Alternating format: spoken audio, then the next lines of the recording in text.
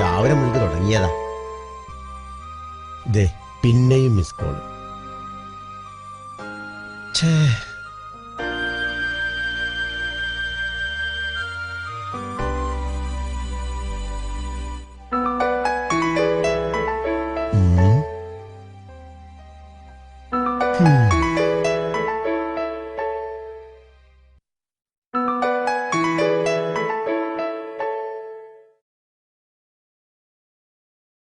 നാട്ടിന്ന് വൈഫാണ്. അവിടെ വെച്ചേക്ക്.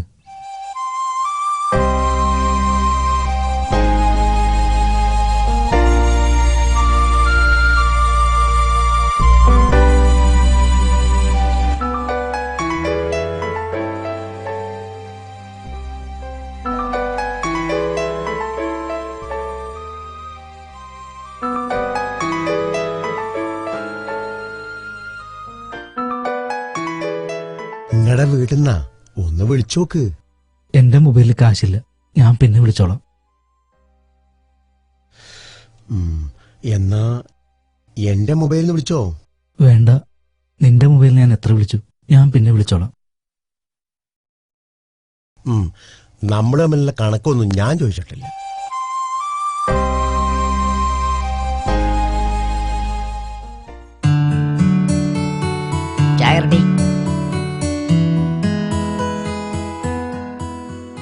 ഷൊർണൂരിലേക്കുള്ള യാത്രയ്ക്കിടെ പാസഞ്ചർ ട്രെയിനിൽ ദാരുണമായ ആക്രമണം. നമ്മുടെ പഴയകാല സുഹൃത്തുക്കളെ, പഴയകാല ഇപ്പോഴും സുഹൃത്ത് തോബിയാസിന്റെ കേസ് അന്വേഷണത്തിൽ പുതിയ നീക്കങ്ങൾ എന്തോ നടക്കുന്നു കേട്ടു.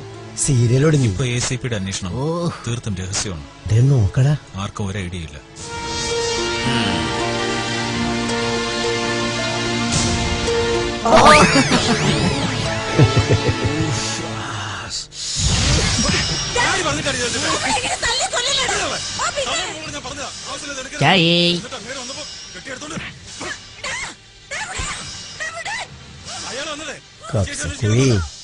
ഞാൻ വെച്ചിട്ടുണ്ടടാ.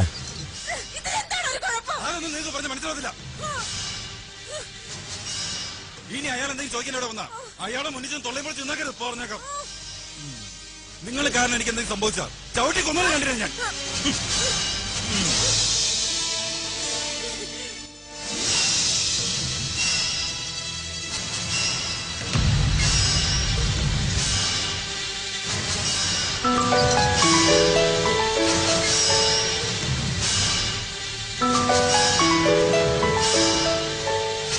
എടാ, ജലീലിന്റെ ഫോണിൽ കൊടുക്കടാ.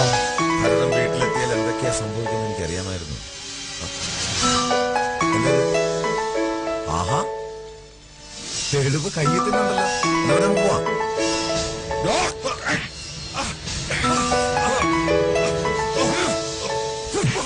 ടിവിയുടെ സൗണ്ട് ഓർക്ക്. എന്റെ കയ്യിൽ നിന്ന് രക്ഷപ്പെടാൻ കരുതു നീ.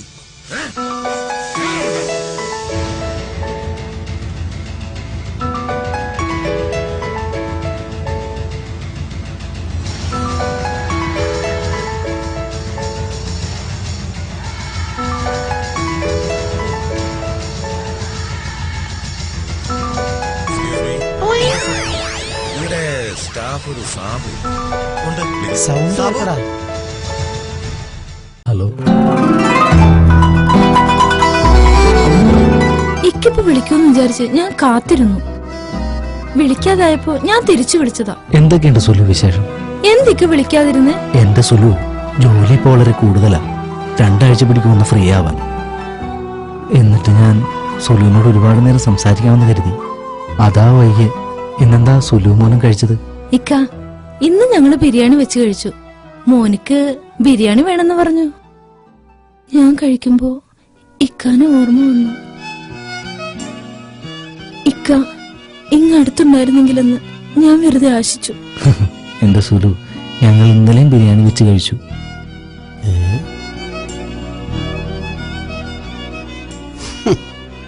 നീയും മോനും നല്ലോണം കഴിക്കണം. ബിരിയാണി. എന്നാ ഇക്ക നാട്ടിലൊന്ന് കൂടുക. ഇക്കൊക്കെ ആ ജോലി നിർത്തുന്ന പോന്നൂടെ? നമുക്ക് ജീവിക്കാൻ ഇവിടെ എന്തെങ്കിലുമൊക്കെ ജോലി കിട്ടും. പിന്നെ അടുത്ത് തന്നെ ഞാൻ ലീവിന് വരുന്നുണ്ട്. സുലുവിനെ മോനെയൊക്കെ ഒന്ന് കാണാൻ. ഇക്കാമ പുതുക്കി കിട്ടിയാൽ ഉടൻ തന്നെ ഞാൻ നാട്ടിൽ വരും. ഇക്ക പോയിട്ടിപ്പോ 4.5 കൊല്ലായി.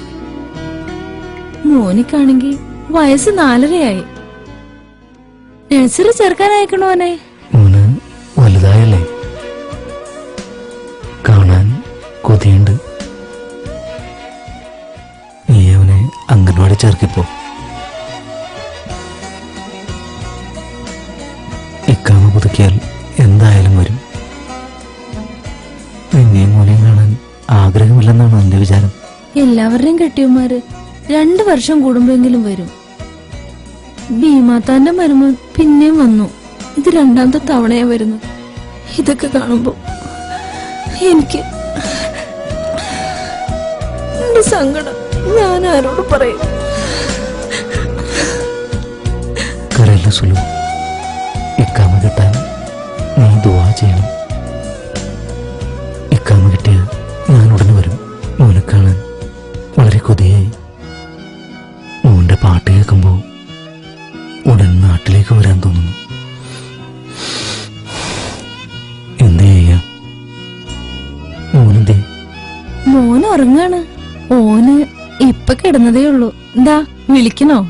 വേണ്ട, ഞാൻ പിന്നെ അങ്ങോട്ട് വിളിച്ചോളാം. ഇക്കൊക്കെ എന്താ ഒരു വല്ലായ്മ പോലെ? എന്താ സുലു? ഇക്കൊക്കെ എന്തോ പറ്റിയതുപോലെ ഒരു തോന്നൽ. സുലു, എന്താടി ഇങ്ങനെ? എനിക്കൊന്നുമില്ല, ജോലി കഴിഞ്ഞ് വന്നതേ ഉള്ളൂ. അതിന്റെ ക്ഷീണമായിരിക്കും, അല്ലാതൊന്നുമില്ല. നീയൊന്ന് ചിരിക്കണേ. വേണ്ട, കള്ളച്ചിരി വേണ്ടാട്ടോ. എനിക്ക് ചിരിക്കണില്ല. സുലു ഫോൺ വെച്ചോ, ഞാൻ പിന്നെ വിളിച്ചോളാം. എന്നെ വിളിച്ചില്ലെങ്കിൽ ഞാൻ അങ്ങോട്ട് വിളിക്കും. എന്തിനാടാ ജലീല നീ ഭാര്യയോട് കള്ളം പറഞ്ഞത്? നിനക്ക് സത്യം തുറന്നു പറയാമായിരുന്നില്ലടാ. എന്തിനാണ് ഞാൻ അവരെ വിഷമിപ്പിക്കണം? അവര് സന്തോഷിക്കട്ടെ. എനിക്ക് ആക്സിഡന്റ് പറ്റിയ വിവരം അവരറിഞ്ഞ അവര് വിഷമിക്കും. എന്റെ വേദനയേക്കാൾ വലുതാണ് എന്റെ കുടുംബം വിഷമിക്കുമ്പോൾ. അതുകൊണ്ട് മാത്രമാണ്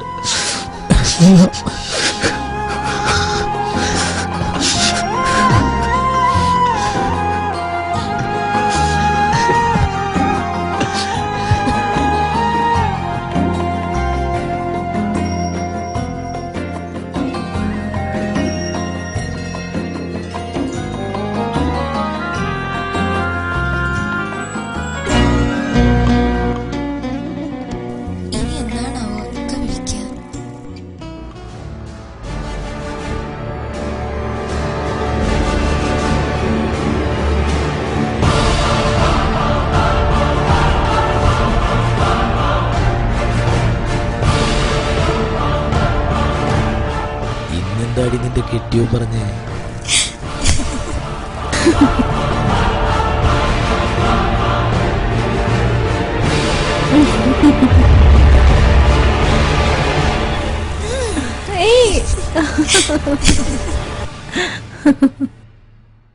പോടന്ന്.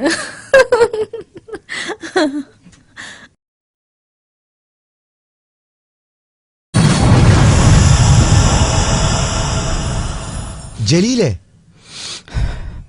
നിനക്കെന്താ പറ്റിയടാ? ഒന്നുമില്ല.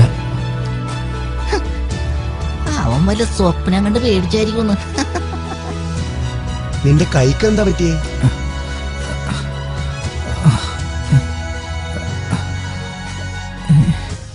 ഓ, ഒരു സ്വപ്നം കണ്ടതാ.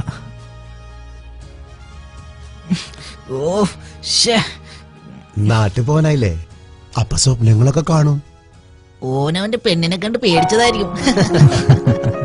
അല്ല പിന്നെ ഇന്നത്തെ ഉറക്കം പോയി. ഇവൻ എന്താ പകല് സ്വപ്നം കണ്ടാലേ? അല്ല പിന്നെ അതെ, സമയം ഇനി ബാക്കിയുണ്ട്, ഞാൻ പോയി കിടക്കട്ടെ. ആ പിന്നെ, നീ എന്ത് സ്വപ്ന കണ്ടത്? പറയാൻ പറ്റാത്താണെങ്കിൽ പറയണ്ട. പെണ്ണിനെയാണോ കണ്ടത്? അല്ല, പേടിച്ച് ഒച്ച വെച്ചോണ്ട് ചോദിച്ചതാ. ഓളാണ് കണ്ടത്. എനിക്ക് തോന്നി. ആ, ഞാൻ കിടക്കട്ടെ. പിന്നെ വെളുപ്പാങ്കാലത്ത് എന്റെ സ്വപ്നം ഫലിക്കുന്ന കാരണന്മാർ പറയണത്.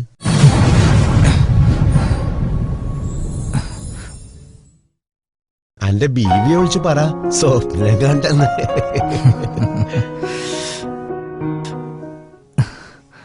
ഇക്കിപ്പോ വിളിക്കുന്നു വിചാരിച്ച് ഞാൻ കാത്തിരുന്നു.